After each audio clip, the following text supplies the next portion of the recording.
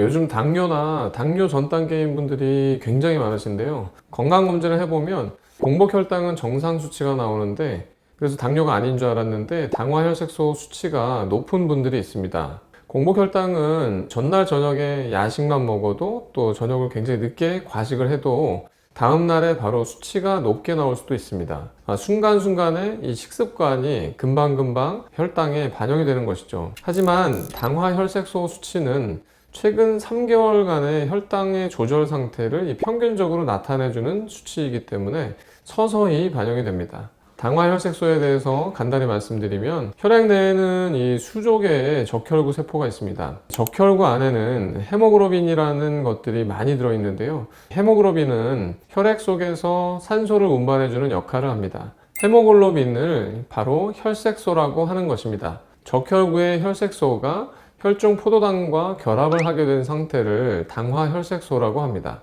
적혈구 속의 혈색소와 결합을 해야 하기 때문에 이 3개월 정도의 평균 혈당을 추정하기에 적당한 것이죠. 당화혈색소를 낮추는 기본적인 원리를 간단히 말씀드리겠습니다. 처음에 혈액에 포도당이 많은 상태, 즉 설탕이 많이 포함된 설탕물에 스펀지를 넣으면 스펀지에 설탕이 많이 묻어 있겠죠.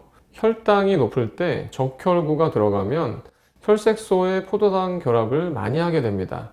그런데 여러 노력을 통해서, 관리를 통해서 혈액에 포도당이 줄은 상태가 되면, 즉 설탕이 적게 들어간 설탕물에 스펀지를 넣게 되는 상태가 되면 이전보다 스펀지에 적게 설탕이 묻어 있게 되는 것입니다. 혈당이 낮아졌을 때 적혈구를 넣으면 혈색소에 포도당이 적게 결합하게 되어서 당화혈색소가 적어지는 것이죠.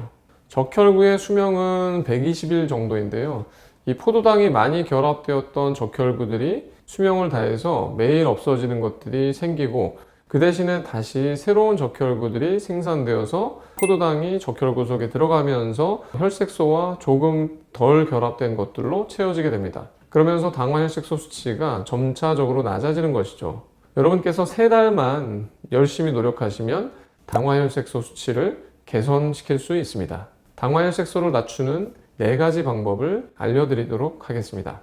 첫 번째, 당화혈색소를 낮출 수 있는 방법은 탄산음료, 빵이나 과자, 면류 중에서도 중국 당면류를 피하는 것입니다. 우리가 생각하건대 저탄수화물 식단을 잘했으니까 당화혈색소가 낮아졌을 거야, 이렇게 생각하시는 분들이 많이 있습니다. 하지만 이렇게 저탄수화물 식단을 잘하고도 실제는 당화혈색소가 효과적으로 낮아지지 않는 경우들이 흔하게 있습니다. 저탄수화물 식단을 하는 제2형 당뇨 환자들을 대상으로 탄수화물 중에서 어떤 탄수화물을 안 먹는 것이 개별적으로 당화혈색소를 낮추는지 확인한 연구한 논문이 바로 있었습니다. 결과는 당화혈색소를 낮추는 데에는 흰 쌀밥을 안 먹는 것보다 빵이나 중국 당면류, 과자, 탄산음료를 안 먹는 것이 적게는 2배에서 많게는 4배까지나 더 효과적이었습니다. 당화혈색소를 낮춰야 할 때는 흰 쌀밥보다는 빵이나 중국 당면류,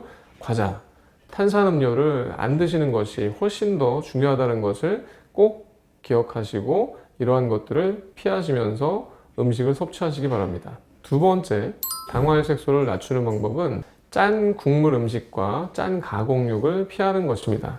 짠 음식이 당화혈색소를 높이는 것과 연관성이 없어 보이지만 그렇지 않습니다.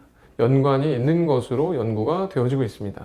국물 음식은 보통 뜨겁게 먹게 되는데, 뜨거울 때는 짠맛을 잘 느끼지 못하기 때문에 점점 더 소금을 더 많이 넣게 되게 됩니다. 이 생물학적인 연구에 따르면 짠 음식을 먹으면 장내에 나트륨, 포도당 공동 수송체가 있는데, 이 장내의 나트륨, 포도당 공동 수송체에 의해서 고혈당, 즉 나트륨이 포도당을 끌고 들어와서 몸속에서는 고혈당 효과가 더 나타나는 그런 효과가 있었습니다. 연구에서는 이 소금을 많이 먹으면 제2형 당뇨의 발병률이 그러한 기준으로 높아지는 결과가 나타났습니다. 이러한 결과들을 보고 일본 대학병원의 연구팀에서 제2형 당뇨 환자가 이 짠 음식을 먹는 것과 당화혈색소의 연관성이 어떻게 되는지를 연구한 논문이 있었습니다.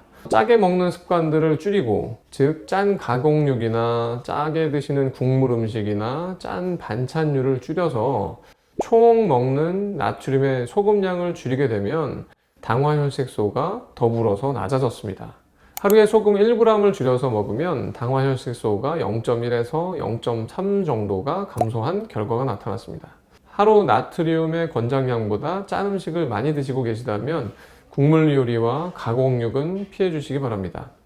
세 번째, 당화혈색소를 낮추는 방법은 근력 운동을 하는 것입니다. 운동을 하면 항염증성 물질이 나오게 되면서 염증의 이 전반적인 감소로 이어지고 인슐린의 신호 전달을 개선하게 됩니다. 결과적으로 인슐린의 민감도를 증가시켜 주어서 당화혈색소를 낮춰줍니다. 모든 운동이 당뇨에는 좋지만 당화혈색소를 낮춰주는 데는 근력 운동이 굉장히 중요합니다. 근육량이 많을수록 당뇨에 좋다는 것은 이 많은 연구들을 통해서 검증이 되어 있습니다. 여러 연구들 중에서 특히나 국내에 삼성병원 연구팀이 근육량과 당화혈색소 또 인슐린의 저항성 관계에 대해서 연구한 논문이 있었습니다.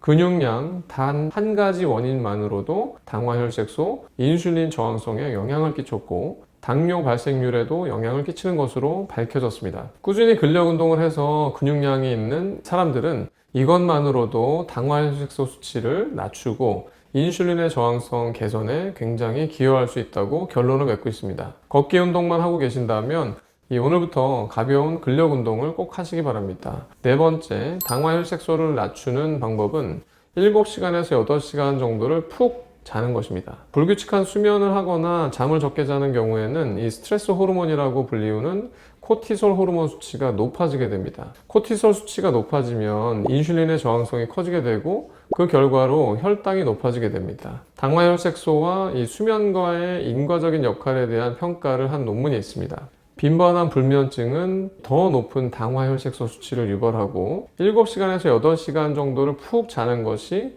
당화혈색소 수치를 낮추는 데 도움이 된 그런 결론을 맺고 있습니다. 그렇다고 해서 엄청나게 오랫동안 자는 것이 당화혈색소에 좋느냐? 그렇지 않습니다. 7시간에서 8시간 이하로 굉장히 더 짧은 수면 시간을 자는 것과 10시간, 11시간 더 긴 수면 시간을 자는 것은 당화혈색소에 모두 좋지 못했습니다. 하루에 7시간에서 8시간을 잘 자도록 노력해 보는 것이 좋겠습니다. 지금까지 당화혈색소를 낮출 수 있는 4가지 방법을 간단히 알려드렸습니다. 이 당뇨를 예방하는 데 있어서 생활습관의 교정은 당뇨약을 먹는 것보다도 효과적입니다. 당뇨에 관련된 이 연구에 따르면 당뇨약을 먹는 것보다 생활습관, 식습관의 교정이 2배나 더 효과적이었다고 하니 정말로 놀라운 결과입니다. 지금 당뇨 전 단계에 있거나 내당능 장애, 또 공복혈당 장애, 그리고 당뇨 초기에 있는 분들은 아직은 약을 안 드셔도 되는 이러한 단계이니까 이 위의 방법들로 식습관 교정을 하면 굉장한 도움이 될 것 같습니다. 또한 위의 방법들은 모든 당뇨 환자분들에게도 기본적으로 큰 도움이 되는 내용들입니다. 약을 드셔도 또 생활습관 교정이 반드시 되어야 하고 꾸준한 노력을 통해서 당뇨도 약을 드시다가 끊을 수도 있기 때문입니다. 일단 3개월만 잘 노력해 보시기 바랍니다. 당뇨도 이제 이기실 수 있습니다. 영상이 도움이 되셨다면 구독과 좋아요 꼭 부탁드립니다. 감사합니다.